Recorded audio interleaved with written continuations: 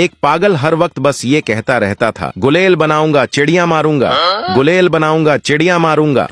एक दिन उसे पागलों के डॉक्टर के पास ले गए। डॉक्टर ने उसका इलाज किया। इलाज करने के बाद डॉक्टर ने उससे पूछा, बताओ अब क्या करोगे? पागल ने बोला, मैं वापस घर जाऊंगा, एक लड़की तलाश करूंगा, उसके साथ शादी करूंगा, नौकरी तलाश करूंगा, खूब पैसे कमाऊंगा और अपना घर बसाऊंगा। डॉक्टर ने बोला, शाबाश, बहुत खूब, और फिर क्या करोगे?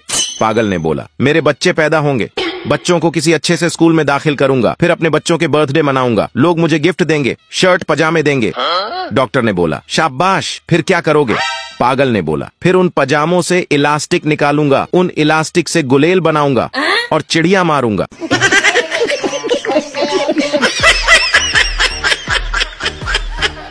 मजीद ऐसे फनी वीडियोस देखने के लिए हमारे अकाउंट को लाजमी फॉलो करें।